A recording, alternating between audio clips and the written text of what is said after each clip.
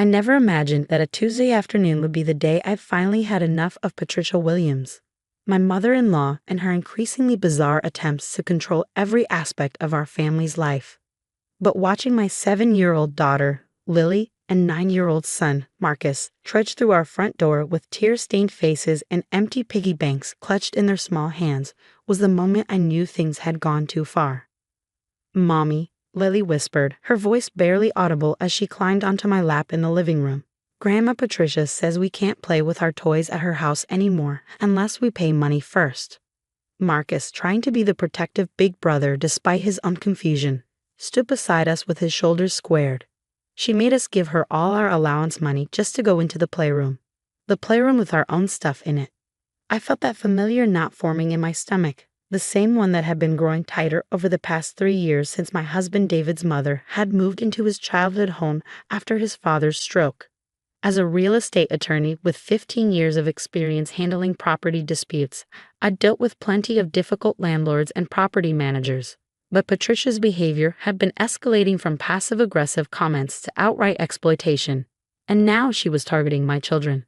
"Tell me exactly what happened," I said gently, setting Lily on the couch beside me and pulling out my phone to record their account.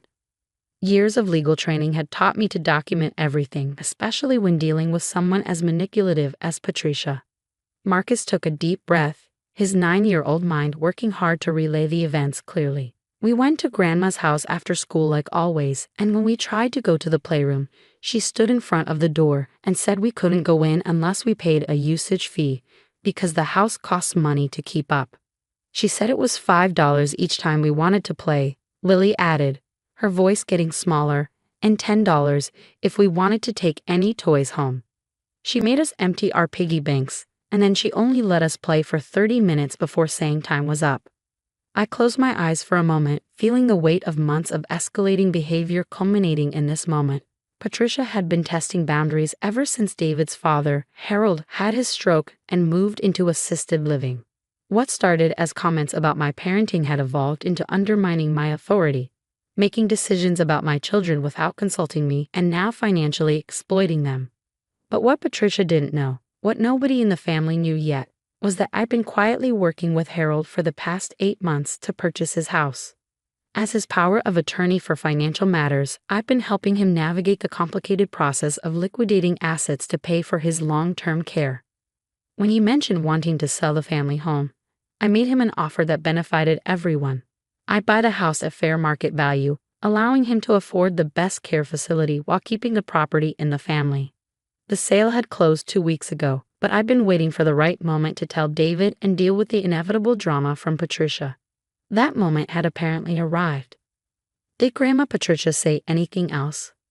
I asked my children, my legal mind already cataloging the potential violations of tenant rights that Patricia had just committed.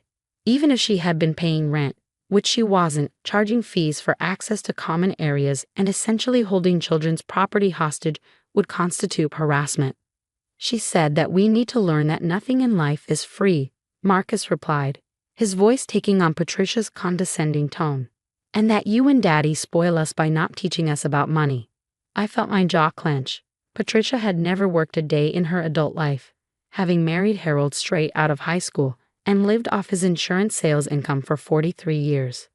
The irony of her lecturing my children about financial responsibility while living rent-free in a house she didn't own was almost too much to bear. "Okay, babies," I said, forcing my voice to remain calm and reassuring. "Why don't you go upstairs and start your homework? I need to make some phone calls, and then we'll figure this out." After the children headed upstairs, I sat in my home office and pulled out the file I'd been keeping on a house purchase. The deed transfer had been recorded with the county clerk's office exactly 14 days ago, making me the legal owner of 1247 Maple Street, the house Patricia had been treating as her personal kingdom.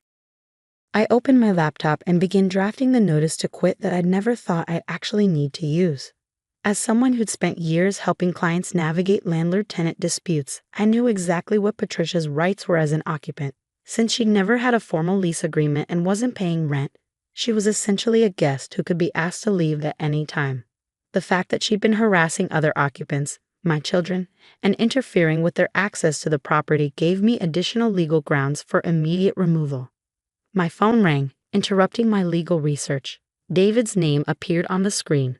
"Hey, honey," I answered, already knowing this conversation was going to be difficult. "What did you say to my mother?" David's voice was tight with frustration. "She just called me crying, saying you're threatening her and turning the kids against her." I took a deep breath, reminding myself that David had spent 34 years being manipulated by his mother's version of events. "I haven't spoken to your mother at all today, but I did speak to our children, who came home upset because she charged them money to play with their own toys." "That's not what happened," David said, though I could hear the uncertainty creeping into his voice. "Mom said she was trying to teach them about responsibility, and they misunderstood." "David, she made them empty their piggy banks to access a playroom containing toys we bought them." "How exactly is that a misunderstanding?" Silence stretched between us for several moments. I could picture him standing in his office, running his hand through his hair the way he always did when he was caught between protecting his mother and supporting his family. "Look, maybe she went about it the wrong way," he finally conceded. "But she's been stressed about Dad's situation, and she's trying to figure out how to manage the house expenses on her own." This was the opening I'd been waiting for, though not under these circumstances. "Actually, honey, we need to talk about the house situation. Can you come home a little early today?" "Why? What's going on?" "There are some things about your father's financial arrangements that we need to discuss as a family. Things that affect your mother's living situation." I could hear papers shuffling in the background, and I knew David was already mentally rearranging his schedule. As a project manager for a construction company, he was used to dealing with unexpected complications. "I'll be home by 4, he said. "But Alex, please don't do anything dramatic before we can talk this through." After we hung up, I continued preparing the legal documents I hoped I wouldn't need to use. But years of experience had taught me that dealing with someone like Patricia required having all your options ready. I printed out the deed showing my ownership, the notice to quit, and a timeline of Patricia's increasingly problematic behavior that I'd been documenting for months. At 3:47 p.m., I heard David's truck pull into our driveway. Through the window, I watched him sit in the cab for a few minutes, gathering himself for whatever conversation awaited him. I loved my husband deeply, but his relationship with his mother was the one source of ongoing tension in our marriage. He'd spent his entire life trying to manage her moods and protect other people from her manipulative behavior, and breaking that pattern was proving difficult. "Hey," he said as he walked into the kitchen, immediately moving to pour himself a cup of coffee. "The kids upstairs." "Doing homework," I confirmed, settling myself at the kitchen table with my folder of documents. "David, before we talk about today, I need to tell you something about your father's house." He turned to face me, coffee mug halfway to his lips. "What about it?" "Your father decided to sell it. The medical bills and care facility costs were going to drain his savings within 6 months. So we've been working together to liquidate his assets in a way that would give him the most financial security." David set his mug down hard enough that coffee sloshed onto the counter. "You've been working together on what? Why didn't anyone tell me?" "Because your father asked me to handle it as his attorney, and he wanted to have a complete plan before discussing it with the family. He was trying to protect everyone from worrying about his financial situation." "Okay," David said slowly, leaning against the counter. "So who bought the house? How much time does Mom have to find somewhere else to live?" I opened the folder and pulled out the deed, sliding it across the table toward him. "I bought the house, David, 2 weeks ago. Your mother isn't in immediate danger of being homeless, but the situation has changed." David stared at the document for a long moment, his expression cycling through confusion, surprise, and something that might have been relief. "You bought Dad's house. Why did you tell me?" "Because I knew it would create drama with your mother, and I wanted to have a plan in place for handling that drama before we told anyone. I was going to discuss it with you this weekend, but today's events with the kids have accelerated the timeline." "What does this mean for Mom?" I pulled out the behavioral documentation I'd been keeping and spread it across the table. "It means your mother is now living in my house, and her behavior toward our children is no longer something we have to tolerate in the name of family harmony." David picked up the first page, scanning the dates and descriptions I'd recorded.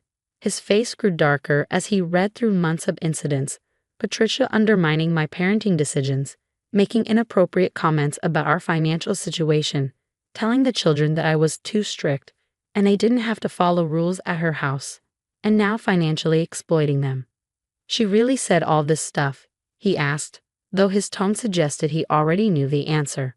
Every word is documented with dates, times, and witnesses when applicable. David, your mother has been escalating her behavior for months, and today she crossed a line I can't uncross.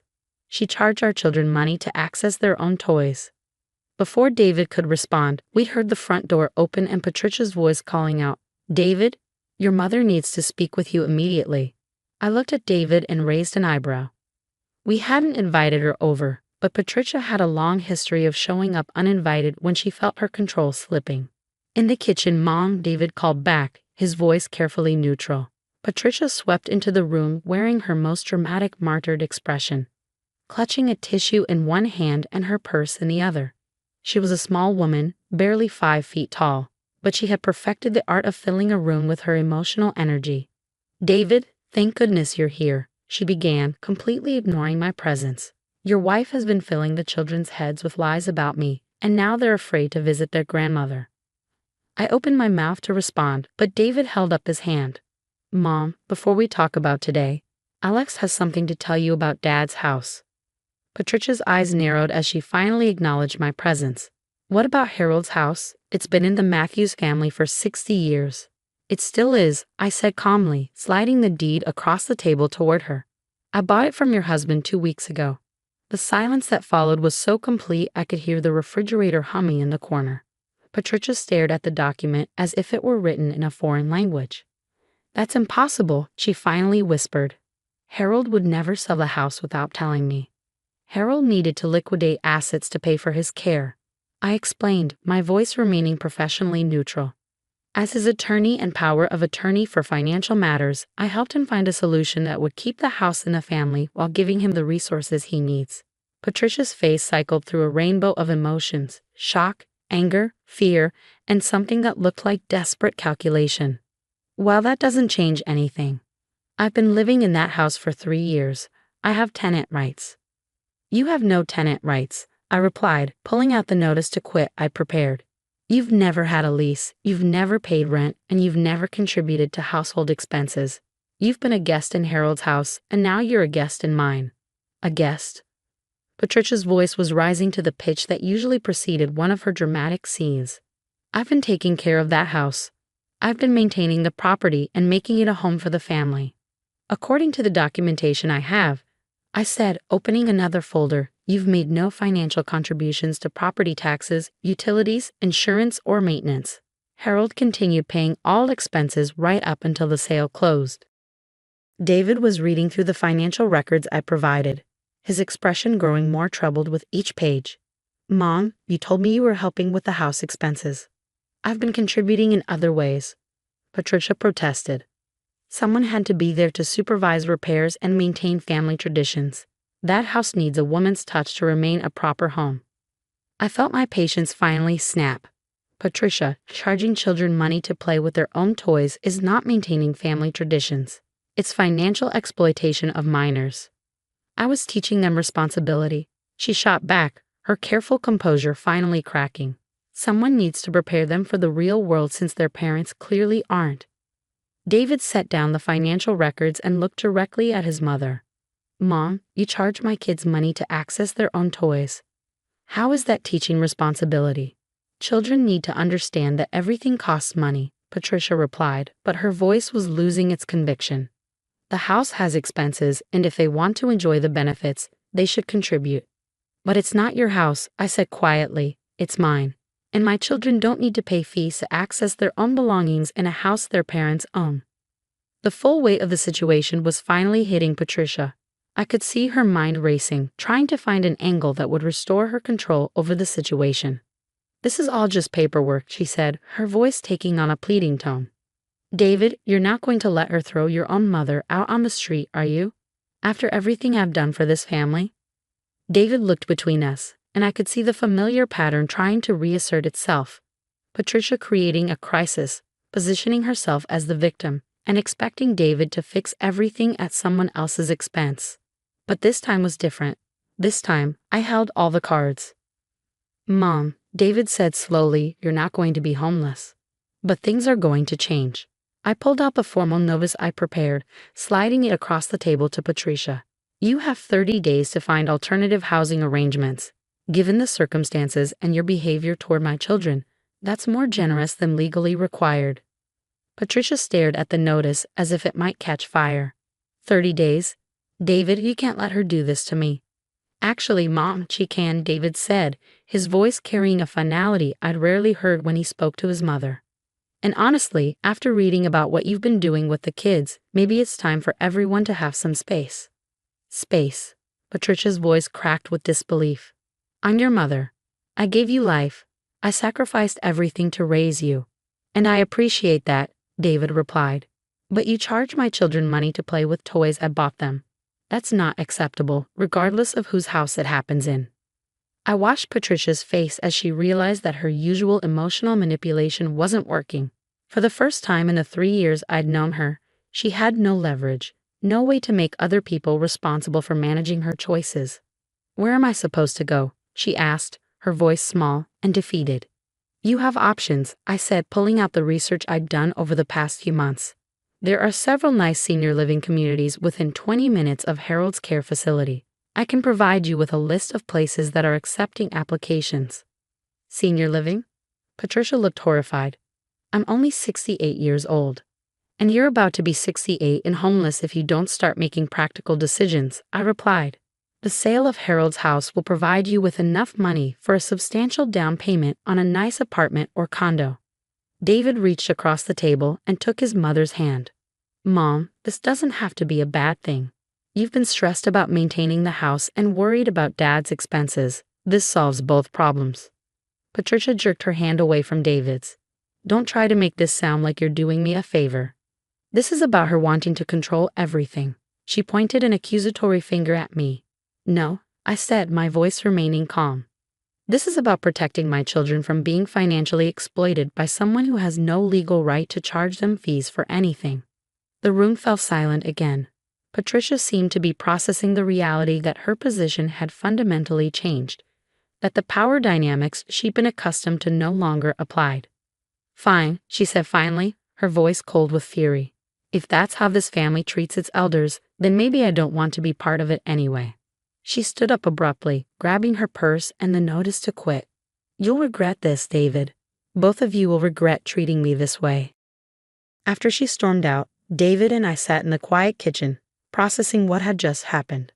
Are you okay? I asked, reaching for his hand.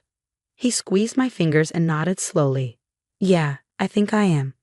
For the first time in my adult life, I feel like I can protect my family without having to choose between them and my mother. She'll find somewhere to live, I said, and with some distance and boundaries, maybe your relationship with her can improve. 6 months later, Patricia was settled in a beautiful senior community apartment 15 minutes from Harold's care facility. She'd initially refused to speak to any of us, but gradually began accepting David's weekly phone calls. The children visited her occasionally, though always with David or me present, and she never again charged them for anything. Harold's care was fully funded. Patricia had her own space and independence, and my children could play with their toys without paying fees.